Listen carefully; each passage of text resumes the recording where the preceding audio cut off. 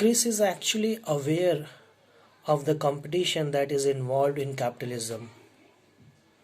There is no competition, there is no cooperation, there is no mutual aid, there is no human solidarity in capitalism. Everybody is thinking about themselves only. This is the land of great big dogs. He says that this is the land of great big dogs where big dogs are pushing away small dogs. He says bitterly, "You don't love a man here, you eat him." So this is a very crucial as well as remarkable point for capitalism. He says that you don't love a man here, you eat him for personal benefits. Capitalism, the capitalist class, the millionaires and billionaires, for their personal benefits, they are not putting proper heat on the common masses. Whatever they are doing, they are not putting proper heed, the ramifications, whatever their actions are. So they are not going for that, they are just going for their personal motives. So this is the land of great big dogs. He says bitterly, "You don't love a man here, you eat him." That's the principle, the only we live by it. He says that this is the principle, we only live by eating man. So here he says that to his father, it just happened to kill a few people this time, that's all. This is the common practice in capitalism. The world's that way, how can I take it out on him? So he says that this is the practice of this world, this is the practice of capitalist class, capitalist world. What sense does that make? This is a zoo, a zoo. He harshly criticizes that this world is a zoo, where one animal is surpassing the other, one animal is beating animal as a human, animal as a capitalist class, one animal is pushing away another animal and occupying their places. Chris here may be that he is exaggerating this capitalist class, this capitalism, this scenario, but the value of exaggeration lies in his idealism, which is its positive side.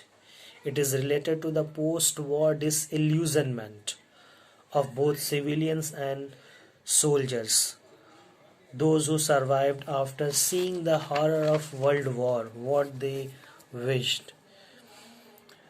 War as well as some of the splendid human qualities it brought out. They expected a better social order, definitely.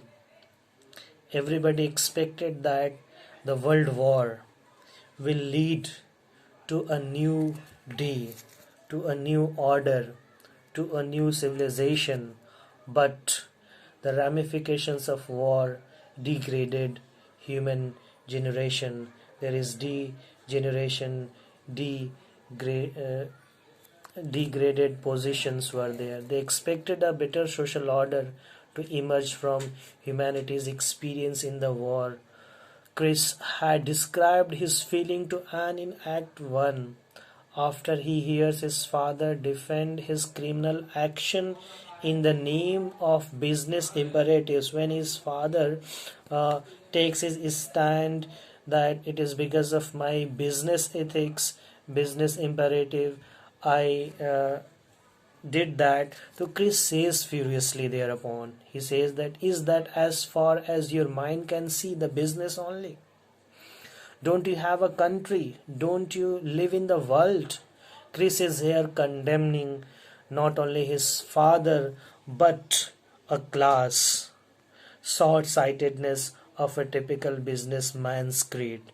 These lines are quite important. He says, "Don't you have a country? Don't you live in the world?" So he condemned the idea of his father. He says that you must have taken care of the country, you must have thought about the society, the soldiers who lost their lives in World War. You only looked for your business, you only you only focus on your family, but this is not the right method. This was not the right decision. So directly he comments his father, but indirectly he comments to a class, the far-sightedness of the capitalist class, those who only wants their benefits, their personal uh, their personal satisfaction is more important than others, than society.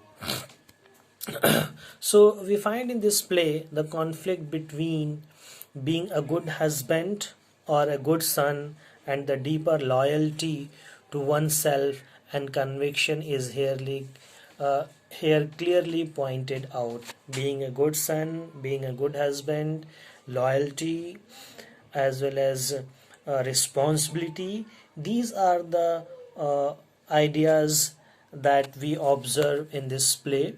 Larry's suicide is caused by frustration of his idealistic feeling for his father.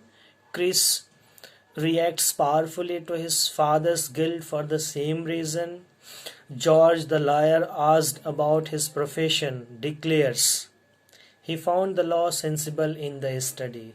When asked about his profession, George says that is uh, the harsh truth of contemporary era as well. He says that he found the law sensible in the study only, but outside there does not seem to be much of a law. Nobody is following law. Only law is sensible in study. These casual or calculated comments on the social context of the characters intensify the vision of the play. So these are some of the ideas as well as some of the important characteristics of Miller's drama. With this help, you can read the play All My Sons. Thank you.